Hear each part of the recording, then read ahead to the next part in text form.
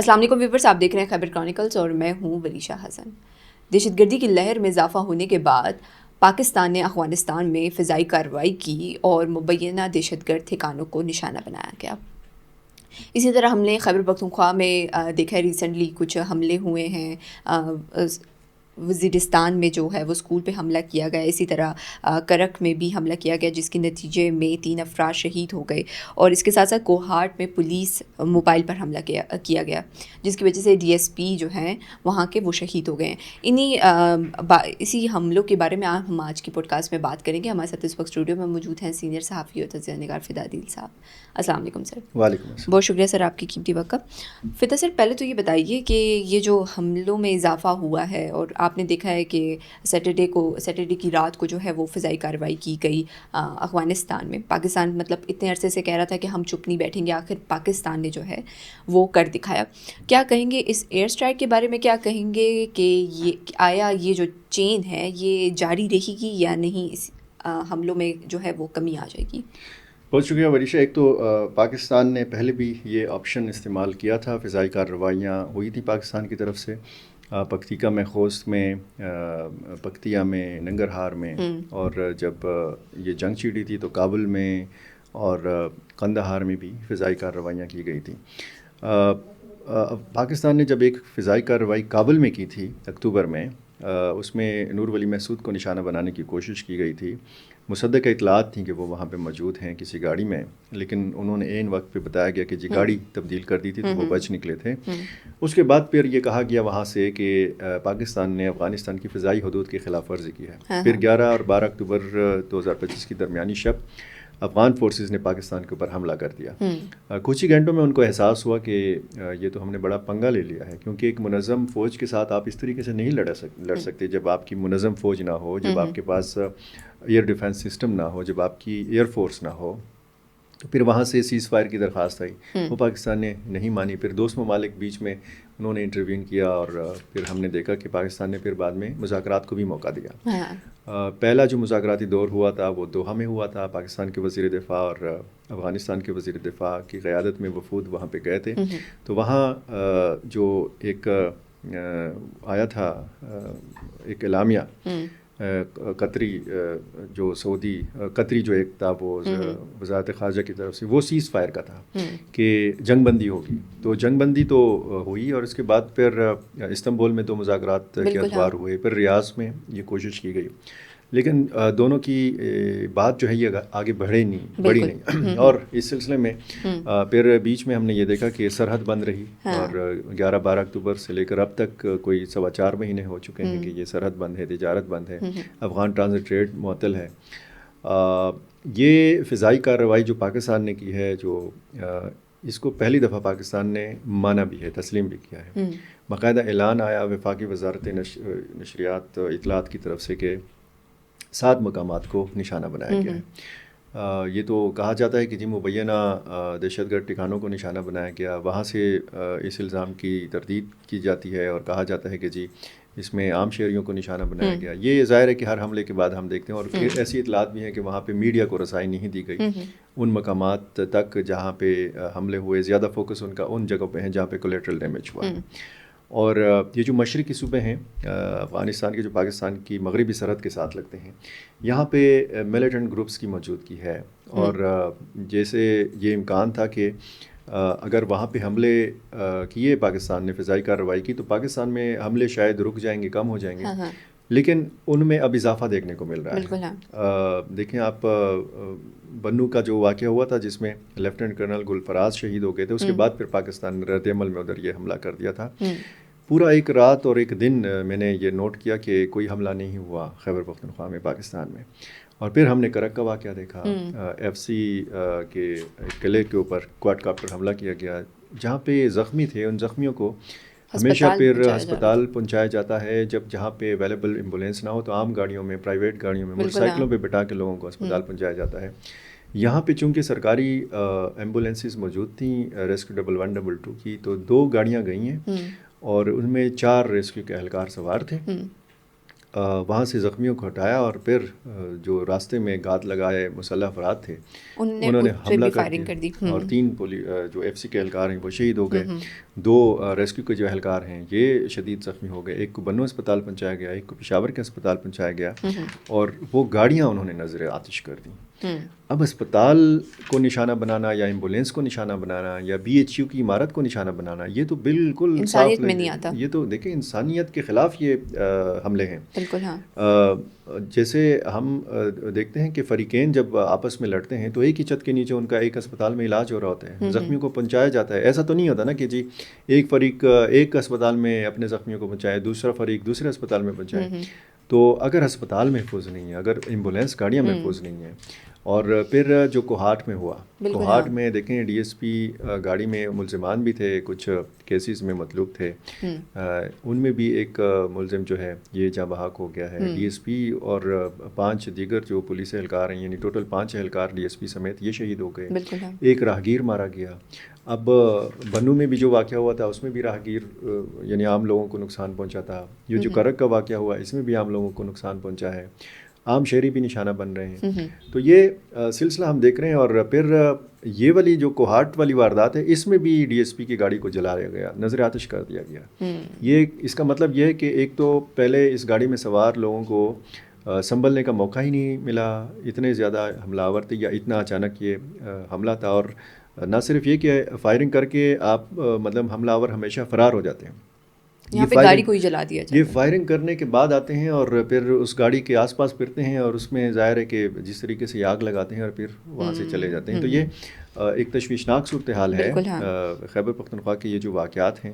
اب پاکستان نے تو ایک نارمل سیٹ کر دیا ہے کہ اگر پاکستان کے اندر کوئی بڑا ایسا حملہ ہوگا, کیونکہ ہر حملے کے بعد آپ اندھادھند وہاں پہ فضائی کارروائی نہیں کر سکتے. جس حملے میں یہ شواہد سامنے آئیں گے, یہ ثبوت آئیں گے کہ جی افغان سرزمین کا اس حملے میں استعمال ہوا ہے, یا کوئی خودکش بمبار یا حملہ آور جو ہے یہ افغانستان سے آیا تھا, یا اس کی ٹریننگ وہاں پہ ہوئی تھی, کیونکہ بعد میں بہت ساری چیزیں, بہت ساری تفصیلات سامنے آ جاتی ہیں. بالکل ہاں. تو پھر پاکستان نے اب یہ بتا دیا ہے واضح طور پر کہ ہم اس آپشن کا بار بار استعمال کریں گے. Army chief field marshal Syed Asim Munir واضح طور پر یہ کہہ چکے ہیں کہ ہم تعاقب کریں گے, چاہے کابل کے اندر ہمیں اٹیک کیوں نہ کرنا پڑے. تو یہ سلسلہ, اور وزیر دفاع خواجہ آصف تو رمضان سے پہلے یہ کہتے رہے کہ جی رمضان سے پہلے کوئی ہم فضائی کارروائی کر سکتے ہیں اور ہم ہچکچاہٹ کا مظاہرہ نہیں کریں گے. اچھا سر, اسی طرح ہم نے دیکھا ہے کہ کرک میں واقعہ پیش آیا, کوہاٹ میں واقعہ پیش آیا, اسی طرح جنوبی وزیرستان میں بھی اسکول کو حملہ جو ہے وہ کیا گیا, اسکول پہ حملہ کیا گیا. مطلب انسانیت کی آپ نے بات کی, اسی بارے میں بات کرتی ہوں کہ یہ جو کہتے ہیں کہ ہاں اسلام کے نام پہ ہم یہ کرتے ہیں, تو پھر یہ کہاں کا اسلام ہے؟ دیکھیں یہ وہاں کا اسلام ہے کہ جہاں پہ لڑکیوں کی تعلیم پہ پابندی ہے. یہ وہاں کا اسلام ہے کہ جہاں پہ خواتین کو ملازمت نہیں کرنے دیا جاتا. ایک وہ اسلام وہ ہے کہ جہاں پہ حضرت خدیجہ رضی اللہ تعالیٰ عنہ تجارت کرتی ہیں, ٹھیک ہے.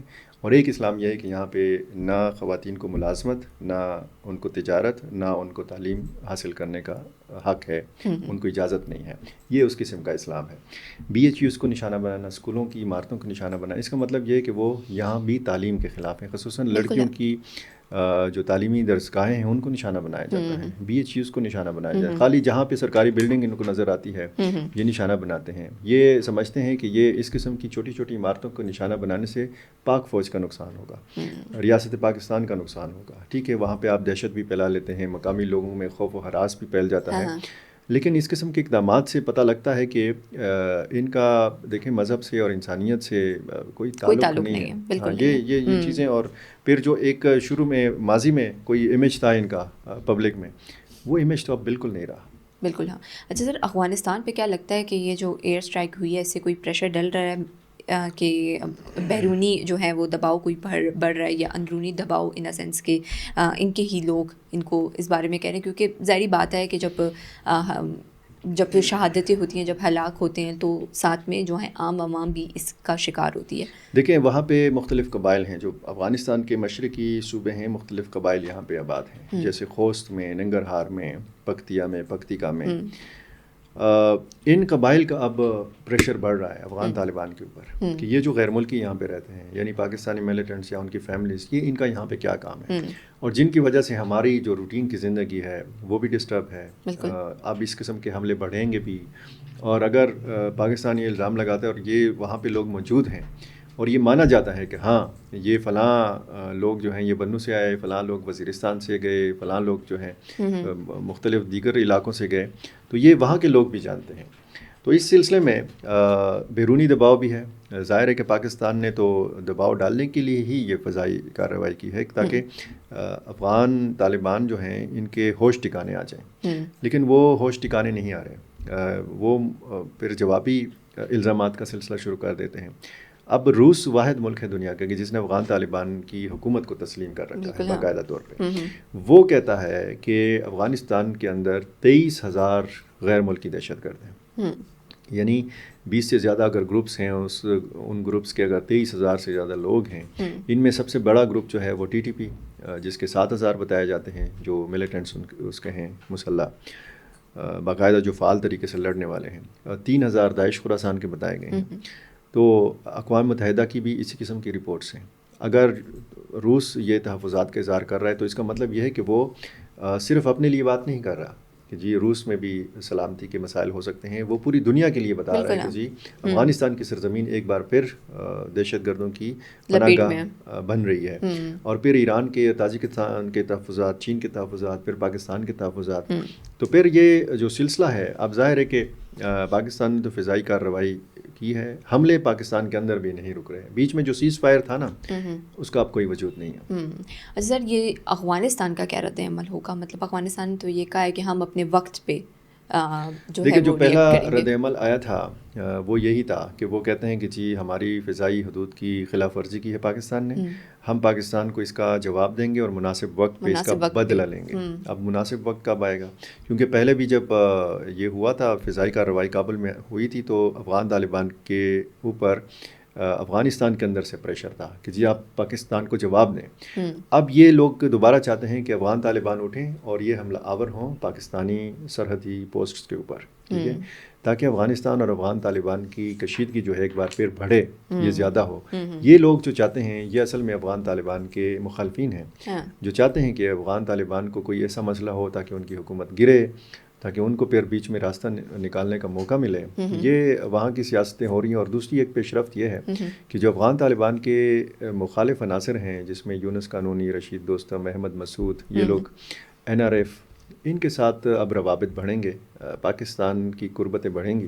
کیونکہ پاکستان نے اب ظاہر ہے کہ متبادل بھی ڈھونڈنا ہے. افغان طالبان کا متبادل جو ہے وہ افغانستان کے اندر سے ڈھونڈنا ہے. اور یہ ایسی پیش رفت ہے کہ ظاہر ہے کہ اس پہ سوچنا چاہیے. اب بھی افغان طالبان کے پاس وقت ہے کہ وہ پاکستان کے تحفظات کو ایڈریس کرے. وہاں پہ اگر یہ مسائل حل کر سکتے ہیں افغانستان کے اندر تو یہ حل کریں. اگر ان کو کوئی استطاعت نہیں ہے، وہ اگر نہیں کر سکتے، تو پاکستان نے بھی یہ پیشکش کی ہے، باقی پڑوسی ممالک نے بھی یہ پیشکش کی ہے کہ ہم آپ کے ساتھ تعاون کرنے کے لیے تیار ہیں، ہم آپ کے ساتھ مالی تعاون کرنے کے لیے تیار ہیں. پہلے کچھ دوست ممالک نے اور پاکستان نے یہ پیشکش کی بھی تھی، انہوں نے ڈیمانڈ بھی کی تھی 10 ارب روپے کی. تو یہ 10 ارب روپے کوئی گھاٹے کا سودا نہیں ہے کہ یعنی اس سے بھی زیادہ رقم اگر وہاں پہ دی جا سکتی ہے اور ان لوگوں کو جو مشرقی صوبوں میں ہیں ان کو ریلوکیٹ کیا جا سکتا ہے، یہاں سے یعنی پاکستانی سرحد سے ان کو دور لے جایا جا سکتا ہے، ان کو وہیں پہ بسایا جا سکتا ہے. اگر افغان طالبان یہ چاہتے ہیں، ان کو نہیں نکال سکتے اپنے ملک سے، تو پاکستان نے تو یہ ساری پیشکشیں کی ہیں. تو باقی دوست ممالک نے بھی یہ پیشکش کی. اب حال یہ ہے